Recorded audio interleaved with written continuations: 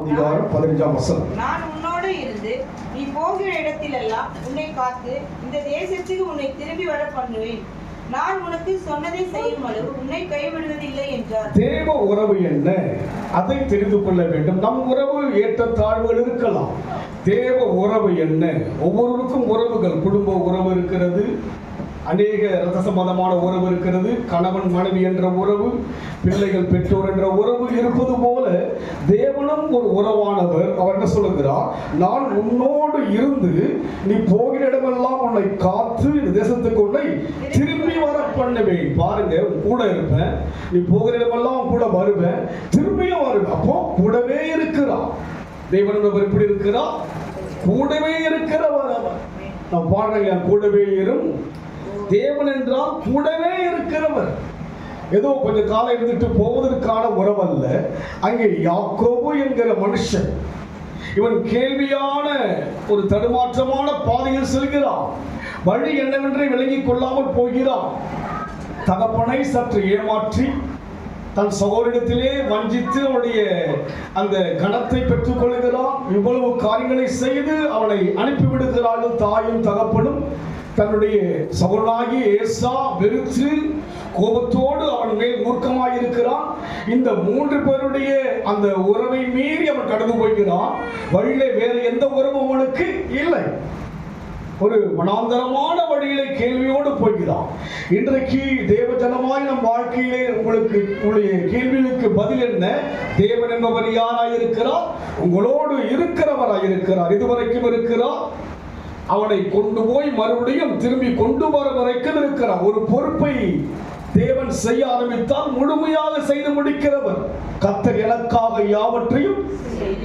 தேவனை முதலாவது நாம் அறிந்து கொண்டால்தான் அதற்கேற்றபடி நம்ம வாழ்க்கையில் செய்ய முடியும். அவருக்கு ஏற்றபடி போக முடியும். வேத முழுமையாக தேவன் யார் என்பதை விவரமாக சொல்லப்பட்டிருக்கிறது.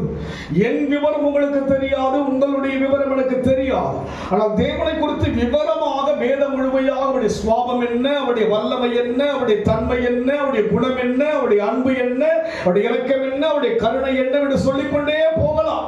அவ்வளவாக வெளிப்படையாக அவரை குறித்து சொல்லப்பட்டிருக்கிறது. இந்த வார்த்தை தான் அவர் தன்மை. இந்த வார்த்தையை மீறி தன்மைக்குரியவர் அல்ல. இது முழுமையாக இந்த வார்த்தையில் சொல்லப்பட்டதுதான் அவருடைய சுவாபம். இது சொல்லப்பட்டதுதான் மகிமை. இது சொல்லப்பட்டதுதான் அவருடைய வல்லமை. அதனால் இங்கே யாக்கோபு என்கிற மனுஷன் தகப்பனையும் தாயையும் தன்னுடைய சகோதரனாகிய ஏசாவையும் அவர்களுடைய ஒரு கேள்வியோடு வருகிறான். வனாந்தர வழியில வருகின்ற போது, நான் உன்னோடு இருந்து நீ போய் இடத்துல எல்லாம் உன்னை காத்து தேசத்துக்கு நான் பண்ணுவேன், உன்னை திரும்பி வர பண்ணுவேன். நான் உனக்கு சொன்னதை செய்யும் அளவும் உன்னை கைவிடுவதில்லை. யார் சொல்ல முடியும்? கடைசி வரைக்கும் யார் வாழ முடியும் உங்களோடு கூட? எல்லா உறவிற்கெல்லாம் ஒரு குறிப்பிட்ட அளவுதான் எல்லா உறவுகளும். தேவ உறவு என்பது கடைசி வரைக்கும் சொல்லுகிறார், நான் சொன்னதை செய்யும் அளவு உன்னை கைவிடுவது இல்லை. அவர் என்ன சொன்னார் உங்களுக்கு? சொன்னதை செய்கிற வரைக்கும் கைவிட மாட்டார். தேவன் அப்பேற்பட்டவர். எடுத்து நாம் வாசிப்போம். உபாகமம் 4ஆம் அதிகாரம் 31ஆம் வசனம்.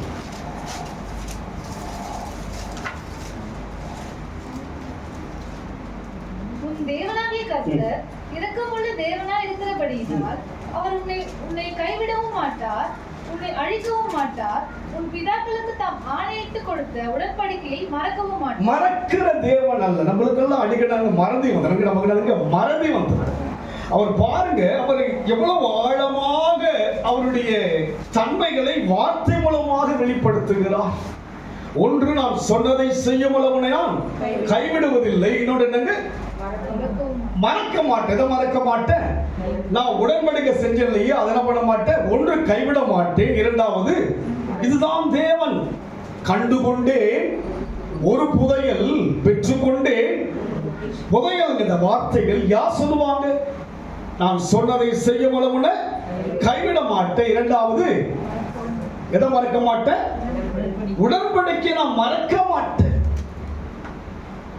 தெய்வத்தை தெளிவாக அறிந்துதான் ஆராதிக்கணும் தேவ ஜனங்கள். நான் எனக்கு ஏற்றபடி ஆராதிப்பதில்லை, அவர் சொன்னதை செய்கிறவர். அப்படின்னா நானும் சொல்வதை செய்ய பிரயாசப்பட வேண்டும், விரும்ப வேண்டும். இரண்டாவது செய்கிறார் அவர் உடன்படிக்கை நானும் மறக்க கூடாது தேவ உறவு. இதுதான் இந்த ஒரு லெவல்ல வரும்போது அவருக்கு என்ன பண்ண சரிசமமா பழக முடியும். என் மனசாட்சியை குற்றம் என்று சொன்னால் நம்ம மனசாட்சி தூக்கி போட்டு பண்ண பழகுறாங்க. மனசாட்சியை தூக்கி போட்டு பழகுறோம். அவர் அப்படி அல்ல. அவர் எப்படி அங்கே சொல்கிறாரோ அது போல அவர் தன்மை. இன்னொரு சில வாசிங்க யோசுவா 21:45 வாசிங்க, சீக்கிரம் வாசிங்க. கர்த்தர் இஸ்ரவேல் குடும்பத்தாருக்கு சொல்லி இருந்த நல்வார்த்தைகள் எல்லாம் ஒரு வார்த்தையும் தவறி போகவில்லை, எல்லாம் நிறைவேறிற்று. ஒரு வார்த்தையும் தவறி போகவில்லை, எல்லாம் தேவனுடைய ஒரு வார்த்தையும் தவறி போவதில்லை. ஒன்று நிறைவேற்றுகிற வார்த்தை, நான் சொன்னதை செய்யும் அளவும் உன்னை கைவிடுவதில்லை. இரண்டாவது உடன்படிக்கை மறப்பது இல்லை. மூன்றாவது ஒரு வார்த்தையும் தவறி போகவில்லை. இவ்வளவு ஒரு ஆழமான ஒரு தெய்வத்தை நாம் யோசித்து பார்க்காமல் இருக்கிறோம். எவ்வளவு இனிமையான வார்த்தைகள் வேதத்தில். இந்த வார்த்தைக்குள்ளாகவே வாழ்ந்து கொண்டிருந்தா நம்ம வாழ்க்கை வந்து ரொம்ப நிம்மதியாக. பிரச்சனை எவ்வளவு வந்தாலும் கூட இந்த வார்த்தை நமக்கு ஒரு நிம்மதியை கொடுக்கும். யோசுவா சொல்லுகிறார், இஸ்ரவேல் குடும்பத்தாருக்கு சொல்லியிருந்த நல்வார்த்தைகள் எல்லாம். இது என்ன வார்த்தை? இதில் இருப்பதெல்லாம் நல்வார்த்தைகள் தான். இதிலே எந்த விதமான நோகடிக்கிற வார்த்தையை பார்க்க முடியாது. உங்கள் பிள்ளைகள் உங்களை நோகடிக்கலாம், கணவன் மனைவி நோகடிக்கலாம், மனைவி கணவனை நோகடிக்கலாம். எவ்வளவு வலி யோசிக்கிற சொல்லுங்க பார்க்கலாம். வலிக்குதா இல்லைங்களா? குடும்பத்துக்குள்ள எவ்வளவு வலிகளோடு தான் வாழ்கிறோம் அல்லவா? ஆனால் வேத வார்த்தை யோசுவா சொல்லுகிறார் நல்வார்த்தை. என்ன வார்த்தை? வேதம் முழுமையாக நீங்கள் ஆராய்ந்து அதை ஆழமாய் தியானித்து பார்த்தால் ஒரு வார்த்தையும் என்னை துக்கப்படுத்துகிற வார்த்தை அல்ல. உன் துக்கம் சந்தோஷமாய் மாறும் என்ற வார்த்தை தான். ஆரம்பம் அற்பமாய் இருந்தாலும் முடிவு சம்பூர்ணம் என்ற வார்த்தை தான். அதனால் கிறிஸ்துவத்தின் வார்த்தை எல்லாம் ஒன்று நிறைவேறுகிற வார்த்தை, இரண்டாவது மறக்காத வார்த்தை, மூன்றாவது நல் வார்த்தை, நான்காவது தவறி போகாத வார்த்தை தான் தேவ வார்த்தை. நம் வார்த்தை எப்படி இருக்கிறது? என் வார்த்தை எப்படி இருக்கிறது?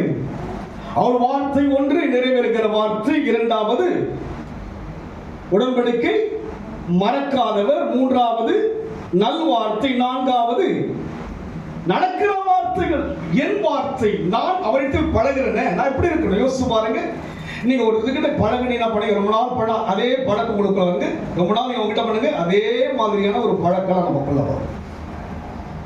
உங்களை வச்சு உங்க ஃப்ரெண்டை வச்சு என்ன பண்ண என்ன பண்ண முடியும் சொல்லிடுவாங்க, உங்களுடைய சொல்லிடுவாங்க.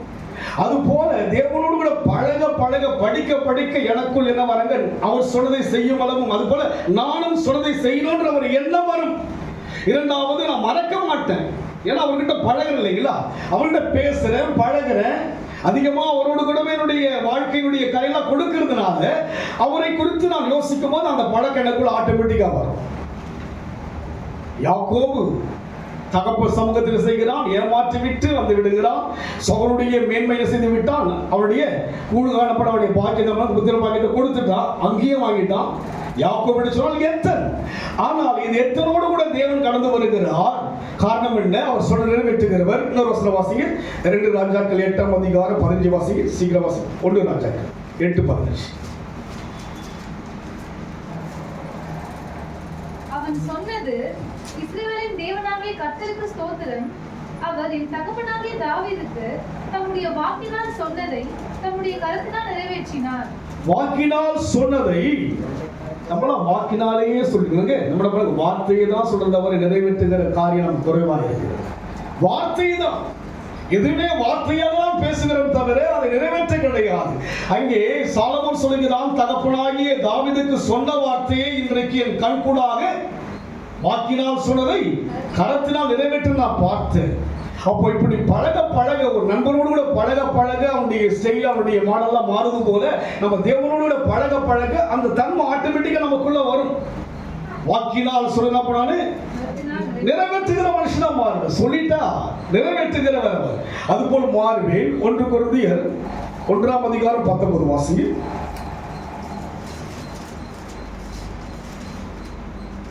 அந்தபடி ஞானிகளுடைய ஞானத்தை நான் அழித்து 1 Corinthians 1:19 2 Corinthians பாருங்க. சாரி,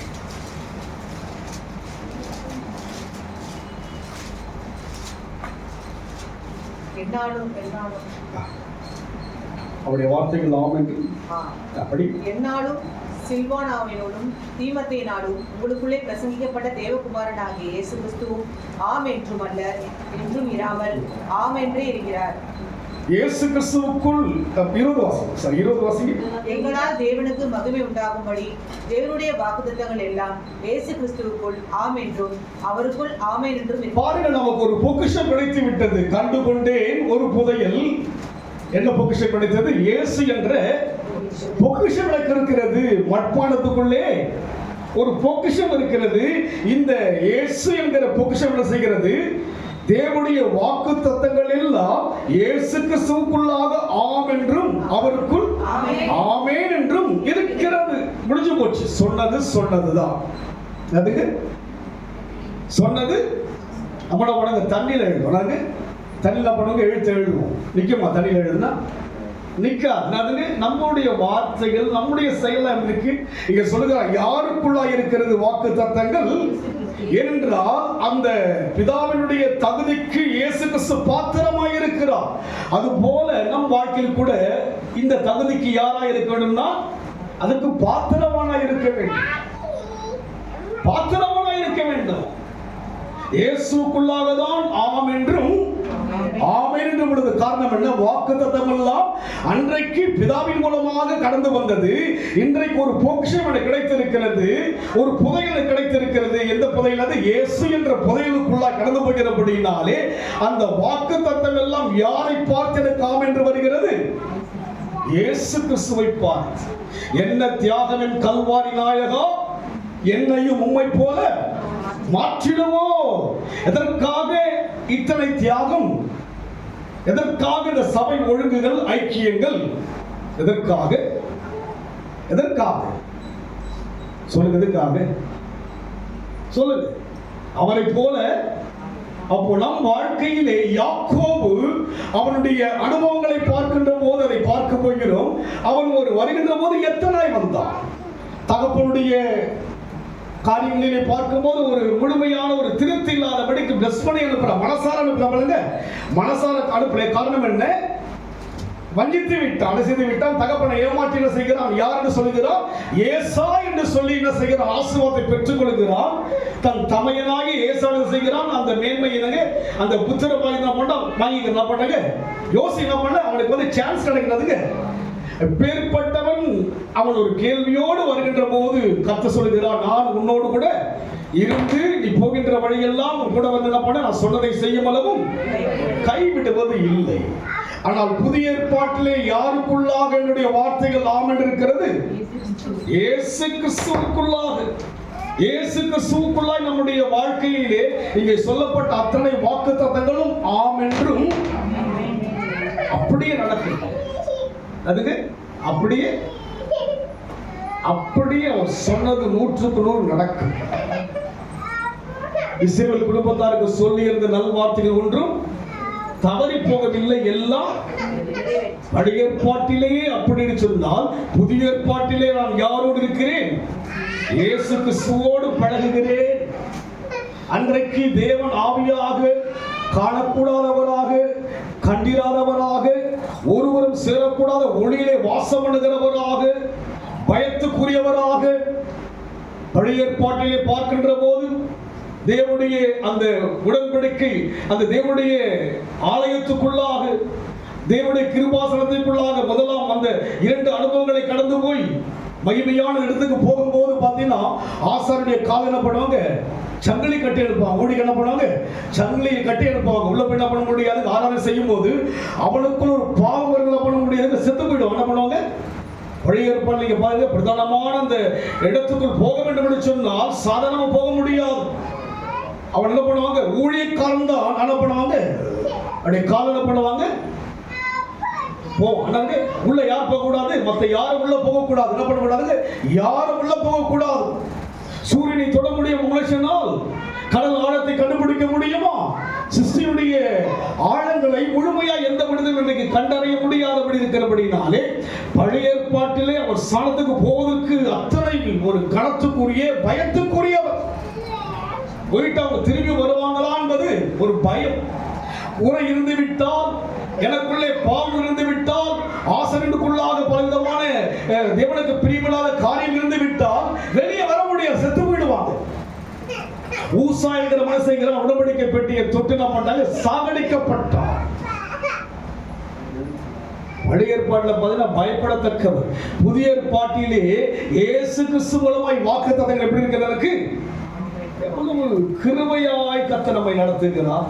இங்க நான் பாடுறேன்னா தேவ கிருபைங்க அது. என் ஞானம் என் திறமை ஒன்றும் கிடையாது. தேவ ஈவு, தேவ இரக்கம், தேவ தர்மம் நிற்கிறது சொன்னால் தேவ தர்மம். பழைய ஏற்பாடு நிற்க முடியுமா? நிற்க முடியுமா? இன்றைக்கு பாடுகிறேன், எவ்வளவு மகிழ்ச்சியாக தேவனுடைய காரியங்களை பேசுகிறோம். நீங்கள் எல்லாம் பாடுறீங்க இல்லைங்களா? சொல்லுங்க பார்க்கலாம். பாடுகிற நீங்க பாத்திரவனா மாறி பாடுங்க. பாத்திரவனா இருக்கணும், எல்லாத்துக்கு பாத்திரவனா இருக்க வேண்டும். யாக்கோபை தேவன் அவ்வளவு ஒரு குணத்திலே தன்மையிலே எத்தனை இருந்த போதிலும் கூட அவனை பார்த்து சொல்லுகிறார், நீ எங்க போகிறாயோ நான் கூடவே வருவேன்.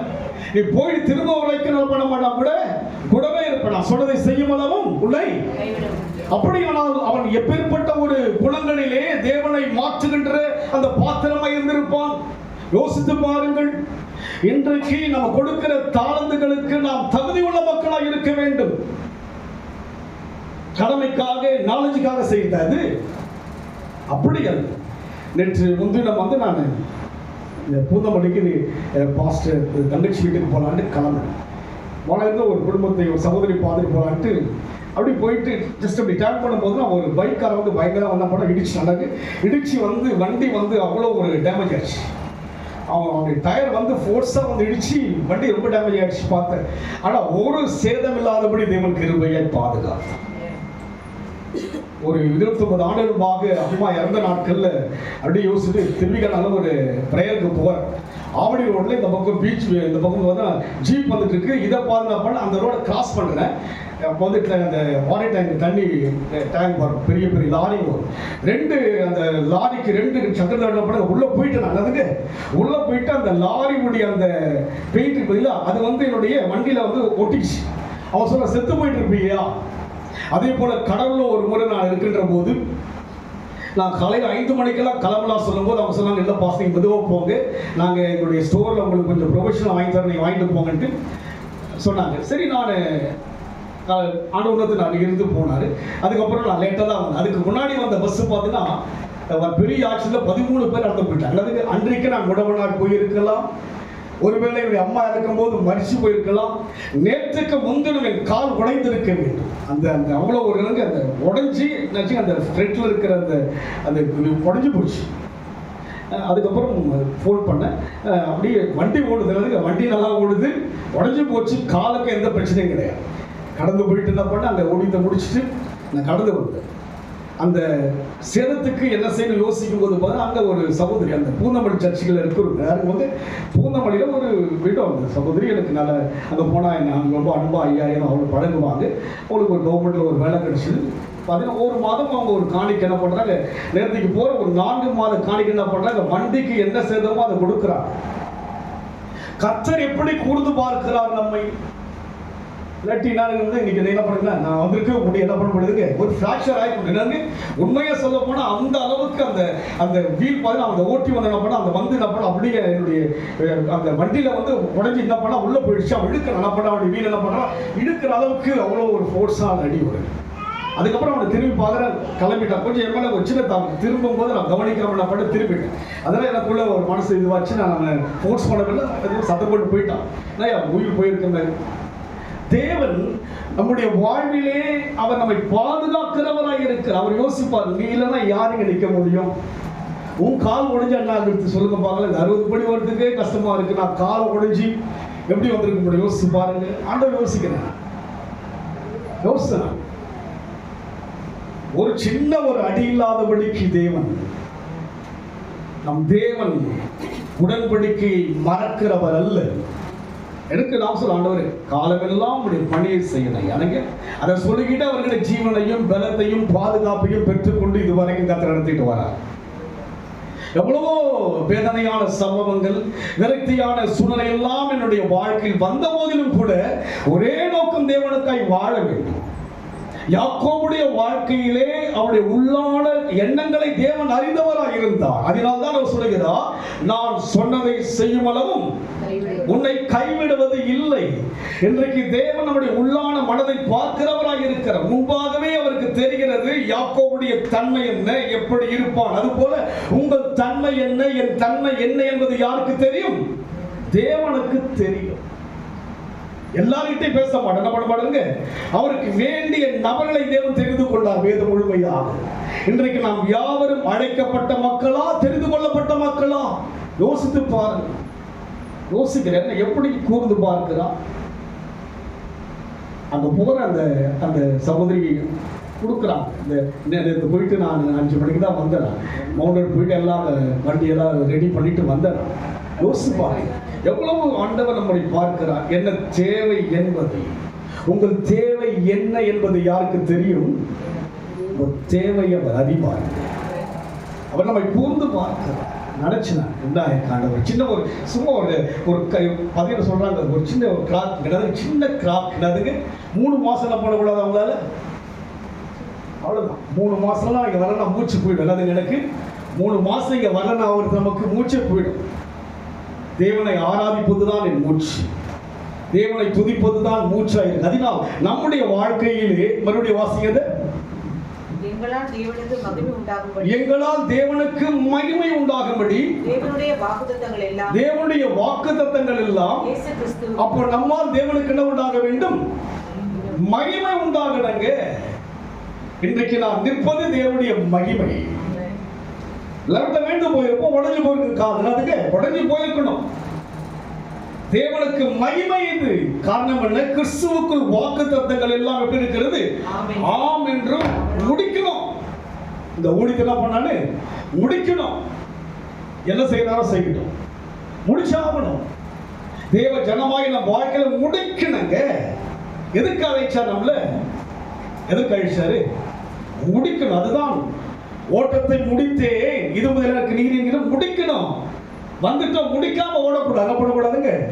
முடிக்கணும். ஊழியங்களை முடிக்க வேண்டும், தேவனுடைய ஐக்கியங்களை. அதனால் இங்கே கிறிஸ்துவுக்குள்ளாக உங்கள் படிக்க மறுபடியும் இயேசு கிறிஸ்துவுக்குள் ஆம் என்றும் அவருக்குள் ஆமென் என்றும் இருக்கிறதே. எங்களால் தேவனுக்கு மகிமை உண்டாகும், எங்களால் தேவனுக்கு மகிமை உண்டாகும், உங்களால் தேவனுக்கு மகிமை உண்டாக வேண்டும். உங்களால் தேவனுக்கு மகிமை உண்டாக வேண்டும். யாரா இருந்தாலும் உங்களை பார்க்கும்போது தேவனை மையப்படுத்துங்க. உண்மையா உயிரா இருக்கிறாருங்க. இந்த செயலை பார்க்கும்போது எப்படி இருக்கிறாரு? அவர் உயிரா இருக்கிறார். உங்களை பார்க்கும்போது, நம்மை பார்க்கும்போது தேவனை அவங்க என்ன பண்ணுங்க? மகிமைனா அவரை போற்றணும். உங்களுடைய ஜீவியம், உங்களுடைய செயல்கள், நீங்கள் தேவன் மீது வைத்திருக்கிற நம்பிக்கை, ஐக்கியம், அன்பு, இவை எல்லாம் என்ன செய்ய வேண்டும்? எங்களால் தேவனுக்கு மகிமை உண்டாக வேண்டும். நம்ம யோசிக்கும் போது தேவன் அவங்க நம்பினாங்க. நம்ம யோசிக்கும் போது தேவன் அவங்க யோசிக்கணும். நம்புறாங்கதான். நீயே சரியில்லை, யார் சரியில்லை, வாயே சரியில்லை, ஒரு சுவாபமே சரியில்லை. எங்க மையப்படும்? எங்க மையப்படும் சொல்லுங்க. நம் வாழ்க்கை தேவனை மையப்படுத்த வேண்டும் என்றால் யாருக்குள்ள இருக்கிறேன் நான் இன்றைக்கு? இயேசு பொக்கிஷம் உள்ள இருக்கு. மண்தான். யார் நானு? மண்தான். ஆனால் மண்ணாகி எனக்குள் தேவனை செய்யணுங்க. ஒரு வாழ்க்கை. என்ன வாழ்க்கைங்க? ஒரே ஒரு வாழ்க்கை. எவ்வளவு காலம் நமக்கு தெரியாது. இதிலே ஒரு பொக்கிஷத்தை தேவன் கொடுத்து விட்டார். ஒரு புதையல் எனக்குள் வந்து விட்டது. நான் தேவ சமூகத்திலே என் வாழ்க்கை மகிமையா இருக்க வேண்டும். உங்கள் மூலமாய் கணவன் ரட்சிக்கப்பட வேண்டும். உங்கள் மூலமாய் மனைவி ரட்சிக்கப்பட வேண்டும். உங்கள் மூலமாய் பெற்றோர் ரட்சிக்கப்பட வேண்டும். உங்கள் மூலமாய் உறவுகள் மையப்படுத்தணும். தாங்கிதான் போகணும். அதுங்க கிறிஸ்துவ வாழ்க்கை தாங்கிதான் கொட்ட என்ன பண்ணுவானா? வளரும். அதுங்க தாங்கிதான் போகணும். கிறிஸ்துவுக்காக தாங்க தாங்குறோம். அப்போ கிறிஸ்துவ நமக்குள் இருப்பதினால் தான் நம்ம எல்லாத்தையும் ஏற்றுக்கொண்டு போகிறோம். என்று சொன்னால் புதையல் உள்ள இருக்கிறதுங்க. இந்த உலகத்துடைய எந்த ஒரு காரியம் ஒரு பெருசல்ல. அதனால் நம்முடைய வாழ்க்கையிலே மகிமைக்காக தான் தேவன் அழைத்திருக்கிறார். மகிமையா இருக்கிறோமா? நம்முடைய ஒவ்வொரு செயலும் எப்படி இருக்கிறது? நம்முடைய ஒவ்வொரு வாழ்க்கை எப்படி இருக்கிறது? ஆனால் யாக்கோபை குறித்து நாம் தியானிக்கும்படியாக கடந்து வருவோம். ஆதியாகமம் 28ஆம் அதிகாரம் 22 வாசிப்போம். நான் தூணாக நிறுத்தின இந்த கல் தேவனுக்கு வீடாகும். தேவரீர் எனக்கு தரும் எல்லாவற்றிலும் உமக்கு தசமபாகம் செலுத்துவேன் என்று சொல்லி அவர் சொன்னதை செய்யும் போது நான் கைவிட மாட்டேன்னு சொன்னார். பார்த்தீங்களா? அவர் என்ன பண்றாங்க? ரிப்ளை பண்றாங்க.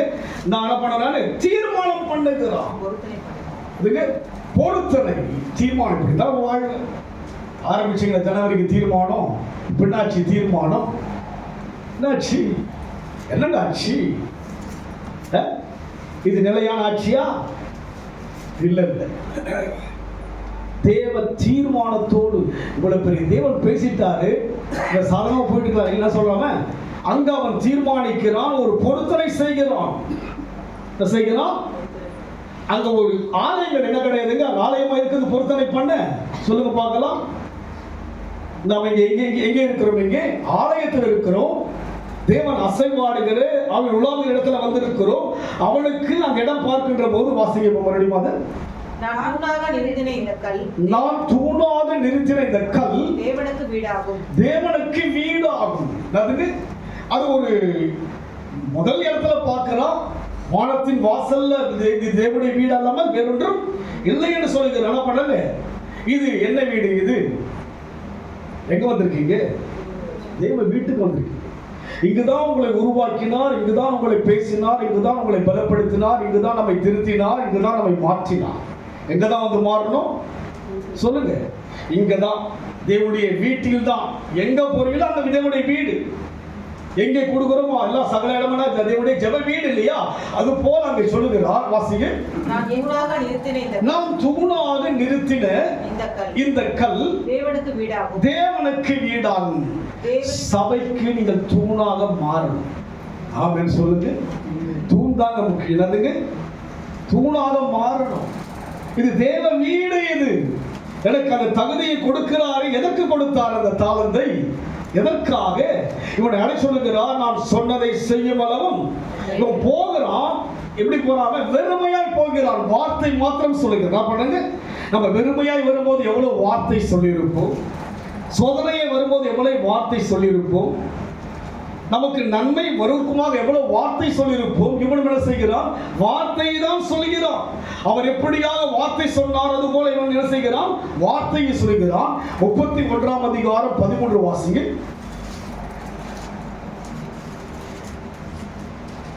நீ தூணாக அபிஷேகம் செய்து எனக்கு ஒரு பொருத்தனை பண்ணின பெத்தலிலே உனக்கு தரிசனமான தேவன் நான். எவ்வளவு அழகா அவன் வார்த்தை புடிச்சீங்களா? என்ன பண்ணுங்க? 28ல பார்க்கிறோம். அவன் என்ன பண்றான்? அந்த பொருத்தனை பண்ண தூணாக என்ன பண்றான்? ஒரு கல்லை வைத்து செய்கிறான். பொருத்தனை பண்ணி விட்டான். அதுக்கப்புறம் பார்த்தீங்கன்னா எல்லாம் நல்ல வளர்ச்சி அடைகிறான், மேன்மை அடைகிறான், கனம் அடைகிறான், சகல நன்மையும் அடைகிறான். அடைந்த பிற்பாடு அவன் என்ன சொல்லுகிறான்? வாசியம் 13. அபிஷேகம் செய்து எனக்கு ஒரு பொருத்தனை பண்ணின பெத்தலிலே உனக்கு தரிசனமான தேவன் நானே. இப்பொழுது நீ எழுந்து இந்த தேசத்தை விட்டு புறப்பட்டு உன் இனத்தார் இருக்கிற தேசத்திற்கு திரும்பி போ. பாருங்க, எங்க வரணும்? எங்கதான் வரணும்? சொன்ன இடத்துக்கு தான் வரணும். எங்க பேசினாரோ அங்கதான் உனக்கு ஆசீர்வாதம். அதுங்க எங்க நீ சந்தித்தாய தேவனை அங்குதான் நமக்கு வேண்டிய சகலமும் உண்டு. உடன்படிக்கை, கிறிஸ்துவ வாழ்க்கை உடன்படிக்கை. பிரகாரம் கிடையாதுங்க. அப்படி கிடையாது. இருந்த சபையில இன்றைக்கும் பல வருஷமாய் அங்க என்னங்க அப்படி வயதாகிட்டு அப்படியே என்ன பண்றாங்க? அதுதான் உடன்படிக்கை. 5 நடந்துறாங்க. என்ன பண்றாங்க? அந்த ஊழியக்கார் பெரியவர் மரிச்சிட்டார அவருடைய மகன். அவருக்கு ஒரு 35 வயசுக்குள்ள இருக்கும்.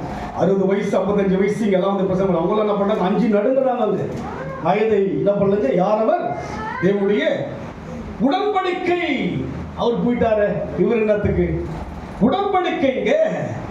தேவன் உடன்படிக்கை ஞாபகப்படுத்துகிறார். சொல்லுகிறார் 28 சொன்னார் அல்லவா, நீ என்ன சொல்லியா? நான் திரும்பி வருவேன், நான் சொன்னதை செய்வேன் என்று சொன்னார் அல்லவா, அதை ஞாபகப்படுத்துகிறார் தேவன்.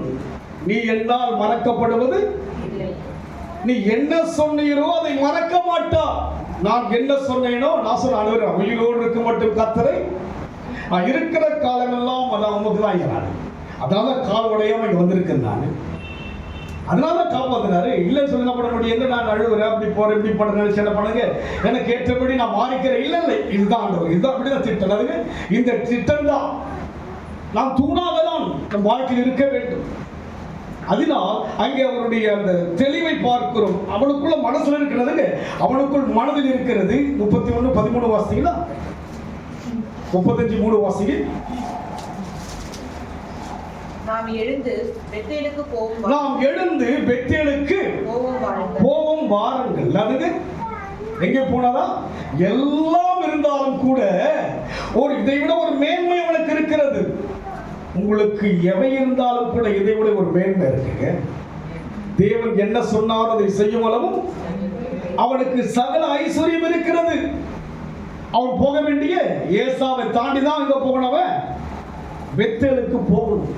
அங்க போனா யார்கிட்ட பிரச்சனை இருக்கும் எல்லாத்தையும் ஆண்டவர் பண்ணுங்க, எல்லாத்தையும் கிளியர் பண்ணிடுங்க. எல்லாத்தையும் அவனுடைய தீர்மானத்தை பார்த்தால் அதை கேட்டு என்ன பண்ணுங்க, எல்லாவற்றையும் அவனுக்காக வழிகளை திறந்து விட்டான்.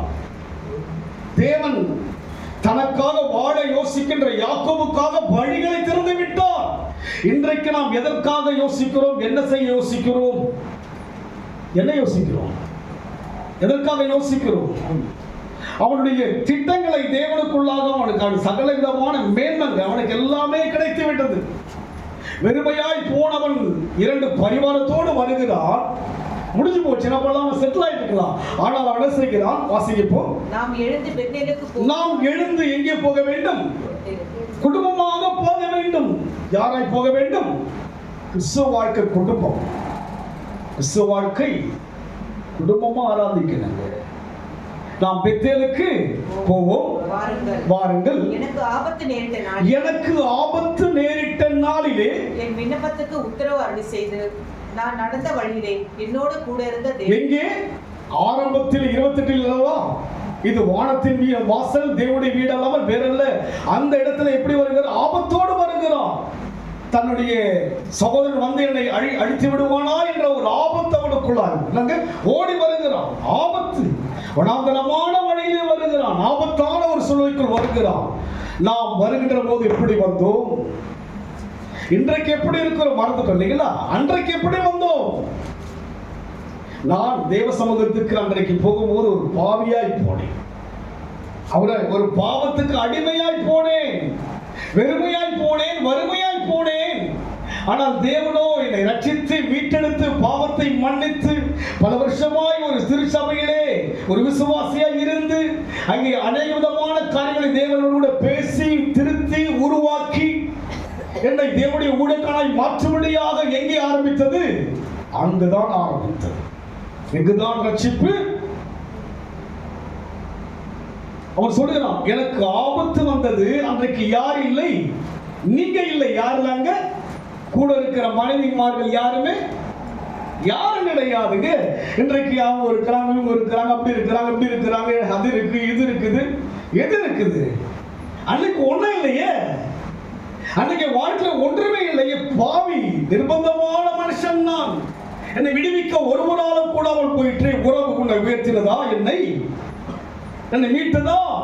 என் தாயால் என்னை மாற்ற முடியவில்லையே, என் தகப்பனால் என்னை திருத்த முடியவில்லையே. யார் என்னை மாற்றினது? யார் என்னை திருத்தினது? இந்த சாணத்துக்கு வருவதற்கு யார் காரணம்? என் திறமையா? என் படிப்பா? அந்தஸ்தா? பணமா? அழகா? என்ன உயர்வு? நீங்கள் எல்லாம் அமர்ந்து ஒருமையோடு கேட்பதற்கு யார் காரணம்? நிற்பதற்கு யார் காரணம்? அவர்தானே. 34 வருடங்களுக்குள்ளாக அழைத்தவர் அவர்தானே. அவர் இல்லாவிட்டால் நிற்க முடியுமா? என்னால் எப்படி நிற்க முடியும்? என்ன திறமை இருக்கிறது? படிப்பில் ஆழமான காரியம் இருக்கிறதா? ஒன்று கிடையாது. நிற்பதற்கு யார் காரணம்? நீங்கள் அமர்ந்திருப்பதற்கு யார் காரணம்? யார் காரணம்? உங்கள் திறமையா? உங்கள் அந்தஸ்தா? உங்கள் அழகா? உங்கள் படிப்பா? யார் காரணம்? யாக்கோபுக்கு யார் காரணம்? தேவன் காரணம். அதுபோல் இன்றைக்கு வாழ்வதற்கு யார் காரணம்? சொல்லுங்க, மனசு தொட்டு சொல்லுங்க பார்க்கலாம். யார் காரணம்? இந்த மேன்மைக்கு யார் காரணம்? நினைக்கிறேனே, தேவனை குறித்து பேசுகிறேனே, யார் காரணம்? என் தாயா, என் தகப்பனா, மனைவியா, பிள்ளைகளா, என் படிப்பா, அந்தஸ்தா? இல்லை, பொக்கிஷம் நிற்க வைத்தது. இத்தனை ஆண்டுகளாக இந்த ஈவான திருப்பணியை செய்ய 3 முறை பாதுகாத்தார். என்னை ஜீவன் புகமுடியான சோதனை வந்தது, வைக்கப்படும்படியான வேதனை எல்லாம் என் வாழ்க்கையில் வந்தது, விலகி போகமுடியான சூழ்நிலைகள் வந்தது. எப்படி இத்தனை ஆண்டுகள் நடந்து வந்தது? யார் காரணம்? என் உண்மையாக இல்லை, நான் குறைவுள்ளவன், நான் குறைவாக இருக்கிறேன், எனக்குள் உண்மை கிடையாது, எனக்குள் உறுதி கிடையாது, நான் குறைவுள்ளவன் தான். என் மனசாட்சி தேவ சமூகத்தில் வரும்போது குத்தப்பட வேண்டும். குத்தப்படங்க என் மனசு. நான் இப்படி இருந்து குத்தணும், எனக்கு அப்படிதான் யோசிப்பேன். ஒரு குறை இருந்தால் குத்தப்பட வேண்டும், குத்தப்படணும். மனசு என்ன பண்ணணுமோ குத்தணும். நான் போராடுவேன். ஒவ்வொரு நாளும் பல விதமான பிரச்சனை வரும்போது போராடி அழுது நான் பண்ணுவேன், சரி செஞ்சிருவேன். முடியாது, இங்க நிற்க முடியாது. நான் மாயத்தோடு நிற்க முடியாது, வேஷத்தோடு நிற்க முடியாது. இத்தனை ஆண்டுகள் இந்த ஊழியத்தை யாரோ கொடுத்த ஸ்தலத்தை நடத்தி கொண்டு வருகிறேனே, என் சொந்த இடமா? ஒன்றும் கிடையாது.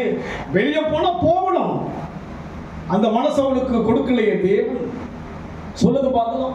ஒரு சத்தமா இருக்கு, டிஸ்டர்பன்ஸா இருக்கு, போயிடுங்க பாஸ்டர் சொல்லலாமே, சொல்லலாமே. அவர்கள் எவ்வளவு ஈவாய் நடத்தி கொண்டு வந்தா? என் திறமையா, என்னுடைய பரிசுத்தமா? இல்லை. அவர் சொன்னதை செய்யும் அளவும் கைவிடுவதில்லை. உடன்படிக்கையை மறக்காத. எல்லா வார்த்தையும் நல்வார்த்தை, நிறைவேறுகிற வார்த்தைகள். அதுவும் கிறிஸ்துவுக்குள்ளாக வாக்குத்தத்தம் எல்லாம் ஆமென் முடிஞ்சு போச்சு. என் வாழ்க்கை முழுமையா இருக்க வரைக்கும் தேவனுக்காக வாழ்ந்து முடிக்கணும். அதுதான் என் உள்ளான எண்ணங்கள். வேற எந்த பெரிய எண்ணங்கள் எனக்கு முடிக்கணும், முடிக்க அவர் செய்ய வல்லவரா.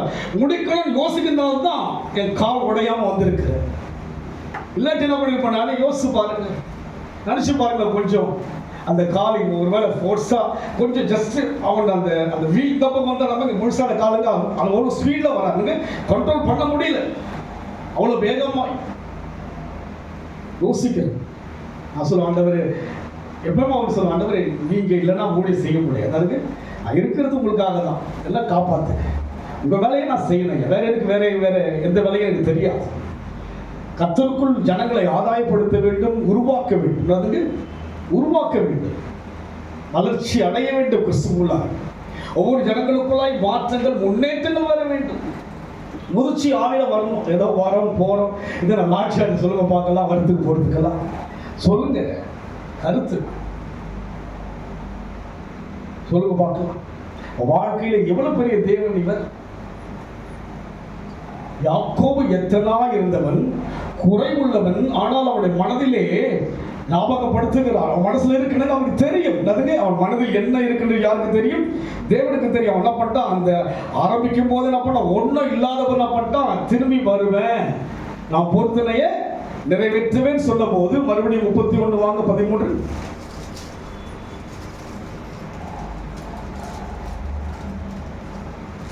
அதிகாரமும் நீ தூணுக்கு அபிஷேகம் செய்து, நீ தூணுக்கு அபிஷேகம் செய்து 28 22 வாசிங்க. நான் தூணாக நிறுத்தின இந்த கல் தேவனுக்கு வீடாகும். தேவரீர் எனக்கு தரும் எல்லாவற்றிலும் உமக்கு கரெக்டாக சொன்னாங்க. தூணை குறித்து பேசுகிறார். அதை பத்தி பேசுறாங்க. ஏறக்குறைய 20 வருஷம் முடிஞ்சிச்சுனாங்க. 20 வருஷம் முடிஞ்சிருக்குது. அந்த தூண் எங்க இருக்குங்க? அந்த பெத்தேல்ல தான் இருக்குது. யார் வைத்த தூண்? யாக்கோபு வைத்த தூண். அதுங்க எவ்வளவு காற்று மழைலாம் பெய்திருக்கு, தூண் என்னாச்சுங்க? விழுந்துங்களா? இல்ல இல்ல. இது என்ன சொன்னா, தேவன் அந்த தூணை அங்கீகரித்து விட்டார். உன்னை தேவன் அங்கீகரித்து விட்டார்.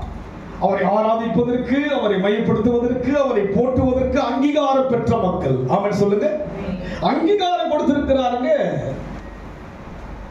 மரித்தவர்களும் மௌனத்திற்கு கத்தரை துதியார்கள். என்னை துதிப்பதற்கு அங்கீகாரம். அரசாங்கத்தில் அங்கீகாரம் பெற வேண்டும் அல்லவா, அது போல தேவ ஜனங்களுக்கு அங்கீகாரம் கொடுத்திருக்கிறார். தூண் 20 வருஷமாய் விழவில்லை. அந்த தூணை வெறுமையாய் இருந்த போது அங்கீகரித்து விட்டார். இன்றைக்கும் அந்த தூண் இருக்கிறது. கடந்த ஆண்டு போயிருந்த இஸ்ரேல்ல அந்த தூண் அங்கே இருக்கிறது. 6000 ஆண்டுகளுக்கு பிற்பாடு இருக்கிறதுங்க என்று சொன்னால் உங்களை கர்த்தர் அங்கீகரித்திருக்கிறார். உங்கள் துதிகளை கர்த்தர் ஏற்றுக்கொள்கிறார்.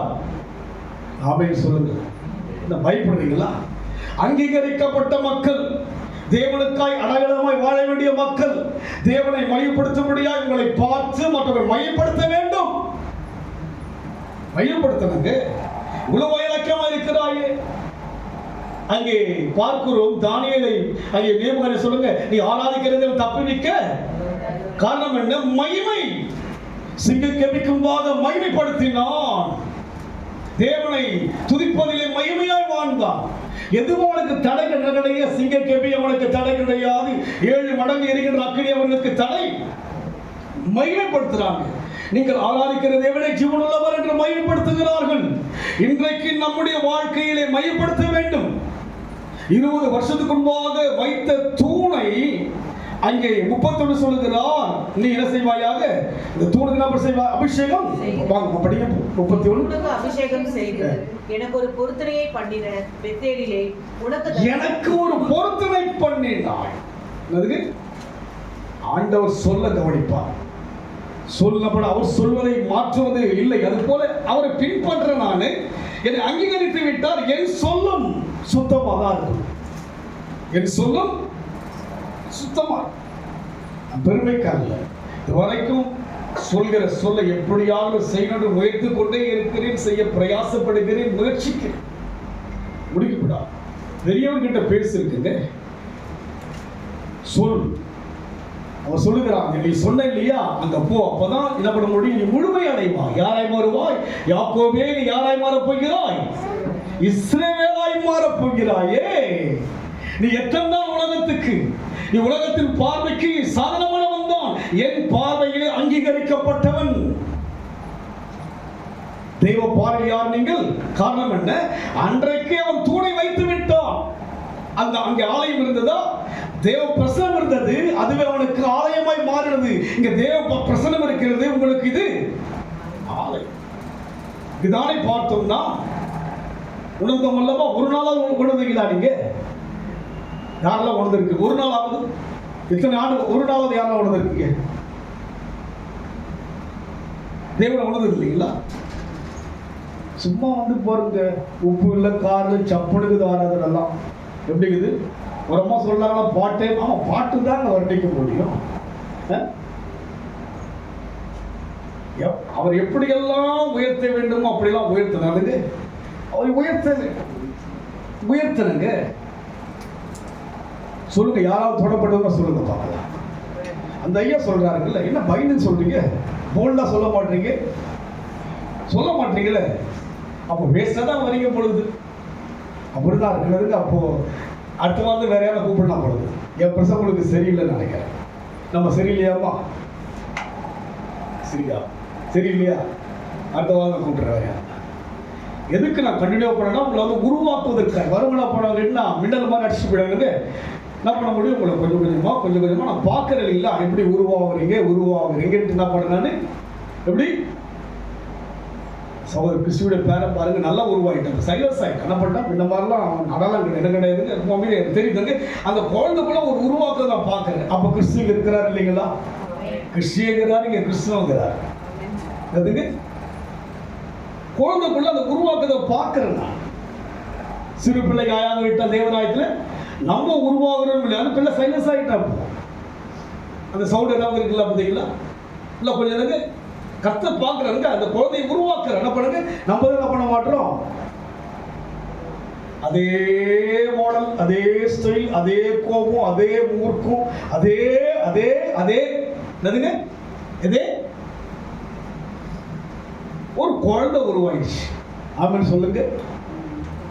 அந்த அடமெட்டில் சின்ன குழந்தை, அதனால் நான் கண்டுக்கவே மாட்டேன். படம் பார்த்துல இப்போ அழகாக நான் பாடும்போது ஒரு டான்ஸ் ஆடுறதுக்கு அதெல்லாம் ஒன்றும் பிரச்சனை கிடையாது. அது டான்ஸை ரசிக்கிறது என்ன பண்ணேன், யோசிச்சு பாருங்க, ஒரு குழந்தைய கத்து என்ன பண்றாங்க, இந்த சரத்தில் உருவாக்குறாரு. நான் யோசித்து பாருங்கள், கிறிஸ்துவின் பிரசனம் இல்லாவிட்டால் ஒரு மாறுதல் வராது. இங்கே கர்த்தருடைய பிரசனம் இருக்கத்தானே செய்கிறது. மாறுவது ஆமென் சொல்லுங்க பார்க்கலாம். சொல்லு, தைரியமா சொல்லுங்க, தைரியமா சொல்லுங்க. மாறணும். பிரசங்கம் என்னை மாற்ற வேண்டும். அதுங்க மாறினால்தான் அவர் உடன்படிக்கை மாற மாட்டேன். என்ன பண்ண மாட்டாங்க? உடன்படிக்கை மாறாம 20 வருஷத்துக்கு முன்னாடி பாருங்க, நீ எங்க போனா யாக்கோபே படிக்கப்போ 30 நீ தூணுக்கு அபிஷேகம் செய்து எனக்கு ஒரு பொருத்தனையை பண்ணின. எனக்கு பொருத்தனை பண்ணின. யாருக்கு பண்ணின? எனக்கு உனக்கு நல்லா உறவு. அதுங்க எனக்கு பொருத்தனை பண்ணினார். நான் சொன்னதை செய்யும் அளவோ உள்ள கைவிட மாட்டேன். நீயே சொன்னதை என்ன பண்ணும்? செய்யணும். எனக்கு நீ பண்ண. யாருக்கு பண்ண? மனுஷனுக்கு நான் பண்ணலங்க. யாருக்கு பண்ண? தெய்வத்துக்காக வாழ வேண்டும் என்று நான் பண்ணேன். தெய்வத்துக்காக ஓட வேண்டும் என்று நான் பொருத்தனை பண்ணினேன். ஊருக்காக உலகுக்காக எனக்கும் தேவனுக்கும் ஒரு நெருங்கிய உறவு. காலையில் பாடின வண்ணமாய் தந்தை தாயும் நண்பர் உற்றார் யாவும் ஆகினார் நிந்தை தாங்கி மேன்மை சொல்லு. தந்தை தாய் எல்லாம் இருக்கலாங்க. நிந்தையை தாங்கி நான் மேன்மை அவரை பத்தி தான் பேசுறேன். எனக்கு எல்லாம் இருந்துட்டாங்க. அம்மா அப்பா இருந்தாங்க, இறந்துட்டாங்க. மனைவி இறந்துட்டாங்க, பிள்ளைகளா இருக்கிறாங்க. எனக்கு என் நிந்தையில் கூட யாரிடம் மேன்மை சொல்லுவேன்? கர்த்தரை தான் மேன்மைப்படுத்தும். அதுக்கப்புறம் தான் சொந்தம் பந்தம். அல்லதுங்க நம்ம அவரை விட்டு என்ன பண்றீங்க? வந்ததையும் போனதையும் நான் பண்றோம், மேன்மையை யோசிக்கிறீங்க முடியாது. ஒரு நாள் நீங்க யாரை யோசிக்கிறீங்களோ அவங்களுக்கு பிரச்சனை தான் வரும். யாரை யோசிக்கிறீங்களோ மேன்மை யார் தான்? தேவன் தான். காரணம் என்ன? கிறிஸ்து வாக்குத்தத்தம் எல்லாம் யாருக்குள் ஆமென் இருக்கிறது? கிறிஸ்துவுக்குள் இருக்கிறது. பழைய ஏற்பாட்டை விட கிறிஸ்து எனக்கு சமீபமாக, கிறிஸ்து எனக்குள்ள அபிஷேகம் உள்ளவராய் இருக்கிறார். ஆவியை பெற்றிருக்கிறேன். எந்த ஆவியை பெற்றிருக்கிறேன்? கிறிஸ்துவின் அபிஷேகத்தை பெற்றிருக்கிறேன். அபிஷேகம் அதிகாலை நடுவே ஜெபித்திடுவோம். நடுவே அபிஷேகத்தை உணர்ந்திடுவோம். அபிஷேகம் வந்து என்ன பண்ண? நுகத்தை அறுக்கும். பாவத்தை வெறுக்கும், நோயினை தடுக்கும். ஒரு அருமையான பாட்டு எழுதுகிறது. இந்த பாட்டெல்லாம் அன்னைக்கு காலையில போட்டு கேட்டுட்டு நான் ரொம்ப சந்தோஷமா போறேன். அண்டவர் இப்படிலாம் எனக்கு உருவாக்குறீங்களே, ரொம்ப சந்தோஷமா இருந்துச்சு எனக்கு. நான் பெரிய ஆள்லாம் கிடையாது. அது ஒரு வழி நம்ம கொடுக்க எப்படி தோணும். எனக்கு ரொம்ப சந்தோஷம். அவரை வர்ணிப்பதற்கான ஒரு வாய்ப்பு கிடைச்சதாங்க. ஒரு 10 நிமிடத்தில் பண்ண அந்த உருவாக்கி அழகா கொண்டு வந்துடுறேன். மனசு அப்படி இன்பமா இருக்கு. யாரை கடவுளை கொடுத்து பாடுகிறேன் அதை நினைச்சுக்கிட்டே போனேன். அதுங்க நினைச்சிட்டு வரையும் அவன் காலை என்ன பண்ணான்னு ஒரு வழி என்ன ஒரு வழியும் பண்ண முடியாது. உடன்படிக்கை யாரோடு இருக்கிற வரைக்கும் நடக்க வேண்டிய ஐயா. எவ்வளவு நடக்க வேண்டுமோ நடக்கிறேன். யாருக்காய் நடக்கிறேன்? நானு தேவனுக்காய் நடக்கிறேன் ஐயா. தேவனுக்காய் பாடுறேன் ஐயா. தேவனை போற்றுகிறேன் ஐயா. எவ்வளவோ ஜனங்கள். நேற்று முன்தினம் வந்து ஒரு சகோதரி அமெரிக்காவில் இருக்கிறாங்க. உங்களுக்கு கேன்சர்ல ஒரு 7 வருஷம் முன்னாடி ஹீல் ஆயிடுச்சு. ஒவ்வொரு வருஷமும் அவங்க டெஸ்ட் பண்ண போவாங்க. 6 மாதத்துக்கு ஒரு வாட்டி போவாங்க. அப்போ என்கிட்ட ஃபோன் பண்ணிட்டு ஜெபம் பண்ணி தான் போவாங்க. கடந்த வாரத்தில் ஃபோன் பண்ணாங்க. ஃபஸ்ட் இந்த ஜூலை போகணும் ஜெர்மனிக்கு. அப்போ சொன்னாங்க, ஃபஸ்ட் எங்கள் ஹஸ்பண்டுக்கிட்ட நான் சொல்லுவேன், டாக்டர்கிட்ட போயிட்டு கேட்கறத விட முதல்ல ஃபாஸ்ட்டுக்கிட்ட நான் கேட்டுனா எனக்கு மகிழ்ச்சியாகிடும், தைரியமாகிடும். நேற்று முன்தினம் பார்த்தீங்கன்னா சடனாக ஏதோ ஒரு சொப்பனம் அவங்களுக்கு ஒரு மாதிரி பயப்படுற மாதிரி வந்துடுச்சு. நான் பூதமல்லிருந்து கிளம்பும் போது சாயந்தரம் 6 மணிக்கு அவங்க ஃபோன் பண்ணாங்க. காலையில் அவங்களுக்கு அப்போதான் 5 மணி அவங்களுக்கு ஃபோன் பண்ணிவிட்டு இந்த மாதிரி ஒரு சொப்பனை கண்ட ஃபஸ்ட்டு எனக்கு பயமாக இருக்குது, நீங்கள் ஜெபம் பண்ணுங்க. நான் அப்போ அதை யோசிக்கும் போது பார்த்தா ஆண்டவர் சொல்றாரு, இது ஒரு நீ போவதற்கான ஒரு லிங்கை கொடுக்கு. என்ன பண்ணுறாங்க ஆண்டவர்? உண்மையாகவே அவர் என்ன சொன்னாரோ சொன்னதை செய்யும் அளவும் கைவிடுவது இல்லை. இந்த ஆண்டு இல்லை அடுத்த ஆண்டுக்குள்ளாக தேவன் அமெரிக்கா செல்லும்படியாய் சொல்லியிருக்கிறார். அப்போ யோசனை இன்னும் நெருங்கி அவங்க வேதனைகளை பகிர்ந்து கொள்ள ஒரு சில வெளிப்பாடுகளை கத்த சொன்னது. குடும்பத்தில் என்ன நடக்க போய் சொல்லி அதை மனதிலேயே கத்தர் வைத்திருக்கிறார். அப்போ யோசனை நான் உங்களுக்கு சொன்னேன் இல்லையா, அதாவது இந்த வருஷம் போக முடியாவிட்டாலும் கூட நான் சொன்னதை செய்யும் அளவும் ஆமென் சொல்லுங்களேன். வருஷம் எப்படியோ போயிட்டு இருக்கேன். இந்த வருஷம் பார்த்தீங்கன்னா 22ஆம் தேதி 24ஆம் தேதி டெல்லி போகிறேன், ஊழியத்துக்காக போகிறேன். கர்த்தர் ஒவ்வொரு வருஷமும் நடத்தி கொண்டு வருகிறார் அவருடைய ஊழியங்களை. அவருடைய காரணம் என்ன? உடன்படிக்கை. நாம் எதற்காக அழைக்கப்பட்டோம் அந்த அழைப்பை உறுதி செய்கிற உடன்படிக்கை. வாசிக்கிறீங்களா? 37 வாங்க. 37:7 வாசிங்க, சீக்கிரம் வாசிங்க. நாம் வயலில் அறுத்த அடிகளை கட்டி கொண்டிருந்தோம். அப்பொழுது என்னுடைய அடிக்கட்டு நிமிர்ந்திருந்தது. 37 35:3 வாசிங்க. வாசிங்களா? படிப்போம். நாம் எழுந்து பெத்தேலுக்கு போகும் பாருங்கள். எனக்கு ஆபத்து நேரிட்ட நாளில் என் விண்ணப்பத்துக்கு உத்தரவருளி செய்து நான் நடந்த வழியிலே என்னோட கூட இருந்த தேவனுக்கு அங்கே ஒரு பலிபீடத்தை உண்டாக்குவேன் என்றார். என்னோடு கூட இருந்த தேவனுக்கு அங்கே என்ன செய்கிறேன்? ஒரு பலிபீடத்தை உண்டாக்குவேன். உன்னோடு கூட இருந்த தேவனுக்கு நாம் செய்ய வேண்டியதை செய்யணும். கருத்தா செய்யுங்க. ஆலயத்தின் காதுகாப்பு கவனமாயிருங்க, கருத்தாயிருங்க, உண்மையாயிருங்க. இந்த அனுபவம் தான் உங்களுக்கு பாதுகாப்பு. இந்த அனுபவம் தான் உங்களுடைய வாழ்விலே தேவன் இருப்பதை உங்களால் புரிந்து கொள்ள முடியும். இந்த ஒரு அதாவது சபை அனுபவங்கள் தான் உங்கள் வாழ்விலே ஒரு மாற்றங்களை கொடுக்குங்க. வேற எங்க போய் நீங்க தேவன்கிட்ட பழக முடியும்? தேவன்கிட்ட உங்களுக்கு ஒரு நேரத்தை கொடுத்திருக்கிறார். வேற எங்கேயாவது போயிட்டு இதை பத்தி பேச முடியுதுங்களா? வேற எங்கேயாவது பிரேயர் போனா அங்க பேசுவாங்க. மற்ற வேற எந்த இடத்துக்காவது நிகழ்ச்சிக்கோ மற்ற இடங்களுக்கு போகும்போது அங்க பேச முடிகிறதா? இல்லையே. யோசிச்சு பாருங்க. அப்போ நம் வாழ்க்கையிலே தேவன் பேசுகிற இடம் எதுதான்? தேவனுடைய வீட்டில் தான் கர்த்தர் பேசுவார். யாரோடு பேசுவார்? என்னோடு பேசுவார். என்ன பேசுவார்? என்னை உருவாக்கும்படியாக அங்கே பேசுகிறதெல்லாம் 20 வருஷம் பிற்பாடு யாக்கோபை பார்த்து சொல்லுகிறார், நீ பெத்தேலிலே எனக்காக வைத்த தூணுக்கு அபிஷேகம் செய்யும்படியாக நீ அந்த இடத்துக்கு போக வேண்டும் என்று சொல்ல போது செய்கிறார். குடும்பமாக போக தன்னை ஒப்பு கொடுக்கிறார் அவர். அப்போ நம்முடைய வாழ்க்கையில் கூட இந்த கிறிஸ்துவ வளர்ச்சிக்கு சபைதான் உங்களுக்கு முக்கியம். சபையின் ஐக்கியத்திலே நீங்கள் கவனத்தோடு இருக்க வேண்டும். கர்த்தர் எவ்வளவு கவனித்து சொல்கிறார் பாருங்க. நீ எங்க இருந்து கடந்து வந்தாய், எப்படி வந்தாய், இன்றைக்கு எப்படி இருக்கிறாய், எங்கே போக வேண்டும்? அப்போ நம் வாழ்க்கையிலே இந்த சபை ஐக்கியம் என்பது மெத்தனமா இருக்கவே கூடாது. சபைக்கு தேவன் தலையாய் இருக்கிறார். நாம் யாவரும் யாராய் இருக்கிறோம்? அவயங்களாய் இருக்கிறோம். ஒரு அவயம் செயல்படாவிட்டால் அது ஒரு முடமான ஒரு காரியம். அதனால் நம் வாழ்க்கையிலே தேவன் அங்கே யாக்கோபை ஆசீர்வதிப்பது காரணம் என்னன்னு சொன்னால் 35ஆம் அதிகாரம்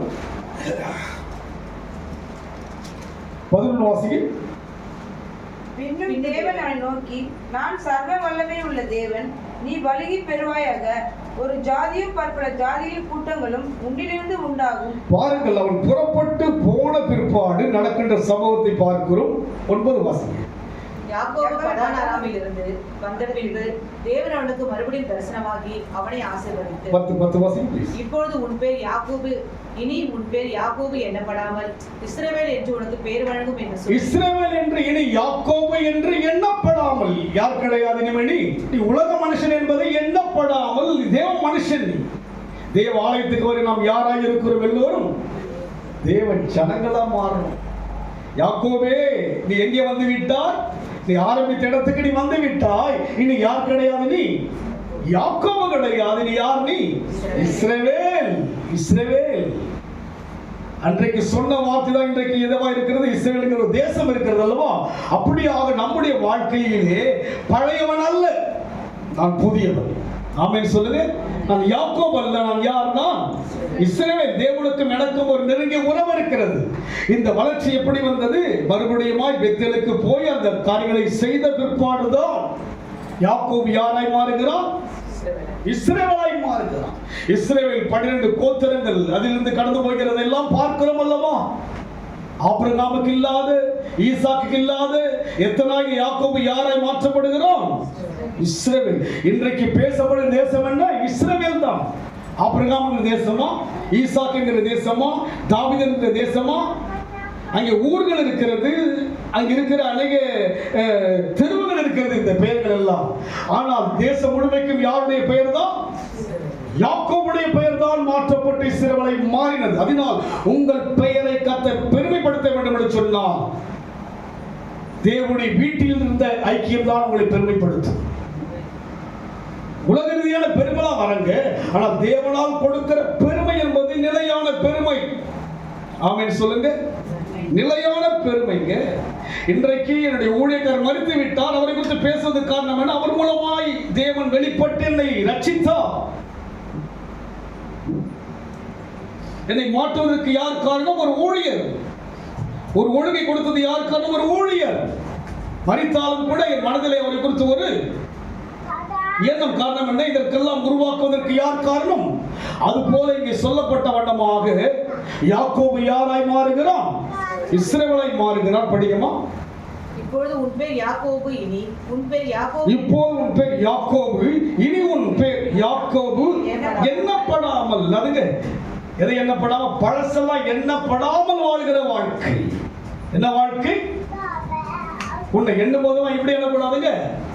பழையெல்லாம் ஒழிந்தன, எல்லாம் அப்படிதான் எண்ணணும் தேவன். ஆமென் சொல்லுங்க. எப்படி எண்ணணும்? இங்க வந்து மாற்றுவதல்ல, இங்க வந்து மாறுவதல்ல.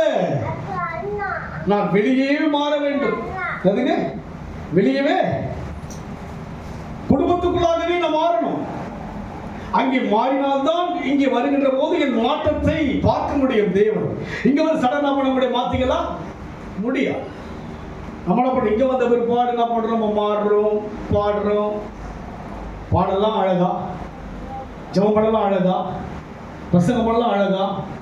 இனி யாரா இருக்கக்கூடாதுன்னா யாக்கோபு கிடையாது. யார் கிடையாது? நான் யார் கிடையாது? நீ எங்கே வந்து விட்டாய்? நீ மறுபடியும் எங்கே வந்து விட்டாய்? தூணாகிய அந்த தூணை அபிஷேகம் பண்ணும்படியாக சொன்னபடியே வந்து விட்டாய். இனி யார் கிடையாது? நீ உலகத்துக்குரியவன் கிடையாது, எனக்குரியவன். இஸ்ரவேலை ஆசீர்வதிக்கும் தேவனுக்கு பிரியம். இஸ்ரவேல் என்று சொன்னால் உலகத்திலே தேவனுக்கு ஈர்த்த ஒரு தேசம், அதுதான் இஸ்ரவேல். இவ்வளவு உலகத்தில் பார்க்கிற ஒரு இவ்வளவு பெரிய பெரிய நாடுகள்லாம் இருந்தாலும் கூட சிறிய தேசம் மேற்கொள்ள அவ்வளவு துரிதமாய் முடியாதபடி இருக்கிறது. அறிவாளிகள் அங்கே உண்டு. சிறந்த எல்லாவற்றிலும் முன்னேற்றம் அடைந்த ஒரு தேசம், ஒரு சின்ன தேசம் தான். காரணம் என்ன? அது யார்? இஸ்ரவேல் என்பது தேவனுக்கு உகந்தது. அதனால் இன்றைக்கு நம் வாழ்க்கையிலே நாம் கடந்து போக 11 வாசியம் அப்படி சொல்லும். பின்னும் தேவன் அவனை நோக்கி, நான் சர்வ வல்லமையுள்ள தேவன், நீ பலுகி பெருகுவாயாக. ஒரு ஜாதியும் பற்பல ஜாதிகளின் கூட்டங்களும் உன்னிலிருந்து உண்டாகும். 12 வாசியம் 12 13 வாசியம். நான் ஆபிரகாமுக்கும் ஈசாக்குக்கும் கொடுத்த தேசத்தை உனக்கு கொடுப்பேன், உனக்கு பின் உன் சந்ததிக்கும் இந்த தேசத்தை கொடுப்பேன் என்று சொல்லி தேவன் அவனோட பேசின ஸ்தலத்திலிருந்து அவனை விட்டு எழுந்தருளி போனார். அதாவது தேவ சபையிலே தேவன் எழுந்தருளுகிறவராய் இருக்கிறபடினாலே இன்றைக்கு தீர்மானமா வாழுங்க. சபையினுடைய காரியங்களில் உடன்படுங்க. இதுதான் வந்து வளர்ச்சிக்கு. உங்க வளர்ச்சி எங்க தான் காண்பிக்கணும்? ஜெபம் பண்ணுங்க. கர்த்தர் இவ்வளவு மேல இருந்து வர வேண்டிய கஷ்டமா இருக்கு, நம்ம கீழே போகத்தக்கதாய் கர்த்தர் அற்புதங்களை எல்லாருக்கும் முடியல தான். யோசிச்சு பாருங்களா, மேல வர்றதுக்கு தேவன் அற்புதம் செய்வார் நம்ம நிலைமையெல்லாம். அதனால் நீங்கள் தூணாக, நீங்கள் சபையின் அங்கமா இருந்தால் தான் என்ன பண்ண முடியும்? நீங்க ஜெபிக்க முடியும், வாரப்பட முடியும், தேவனுக்காக நம்முடைய காரியங்களை கொடுக்க முடியும். அதனால் நம் வாழ்க்கையிலே தேவன் சொன்னதை செய்யும் அளவும் கைவிடுவதில்லை. அவருடைய வார்த்தைகள் ஒன்றும் தவறி போகவில்லை. எல்லாம் வாழ்க்கை என்ன சொன்னார் அதை செய்ய நம் கண்களை மணி கத்து நோக்கி பார்ப்போம். அன்பின் ஆண்டவரே, சொன்னபடியே யாக்கோபை ஆசீர்வதித்து அதோடு முடிக்காதபடிக்கு சொன்ன இடத்துக்கு கொண்டு வந்து யாக்கோபை இஸ்ரவேலாய் மாற்றினீர். யாக்கோபுக்கு பணம், ஆசி, புகழ் எல்லாம் இருந்தாலும் கூட அந்த யாக்கோபு என்கிற பெயர் இஸ்ரவேலாய் மாறினது, அதுதான் சிறந்தது. அதுபோல எங்கள் வாழ்க்கையிலே தேவனே எங்கள் பெயரை சொல்லுகின்ற போது மகிமைப்படுத்தும்படியாக இருக்க வேண்டும். எங்கள் பெயரை சொல்லும் பொழுது ஆண்டவரே அதிலே ஒரு சமாதானம், சந்தோஷம், மகிழ்ச்சி இருக்க வேண்டும். தேவன் நடத்துங்க. இஸ்ரவேல் உலகத்தில் இருக்கிற தேவ ஜனங்கள், மீட்கப்பட்ட ஜனங்கள் யாவருக்கும் அதன் வழியாக தான் ரட்சிப்பு கிடைத்தது. நாங்கள் எல்லாம் அந்த வழியாக தான் இயேசு கிறிஸ்துவை அறிந்தோம். ஆண்டவரை அறிந்து நாங்கள் மீட்கப்பட்டோம். ஆரம்பம் யாக்கோபு தான். இஸ்ரவேலின் தேவனை தெரிந்து கொண்ட நாங்கள் பாக்கியமுள்ள ஜனங்கள். இன்றைக்கு இஸ்ரவேலில் இயேசு கிறிஸ்து தேவனாக எங்களுக்குள் ஆவியாய் இருப்பதற்காய் ஸ்தோத்திரம். சொன்னதை செய்வீர், நானும் சொன்னதை செய்ய ஒப்புக் கொடுக்கிறேன். இயேசுவின் நாமத்தில் பிதாவே. கர்த்தருடைய பங்கு இருக்கிறது. நாம் தேவ சமூகத்திலே கடந்து வருவோம். ஜாக்கிரதையாக பங்கேற்க. சும்மா மாதத்துக்கு ஒரு முறை பங்கேற்கிறதுக்கு இது ஒரு காரியம் அல்ல. தொடர்ந்து வாங்க, இல்லாட்டி நீங்கள் பங்கேற்காதீங்க. இது தேவனுடைய பார்வையில் நான் கொடுப்பதான் எனக்கு கஷ்டமாக இருக்கு.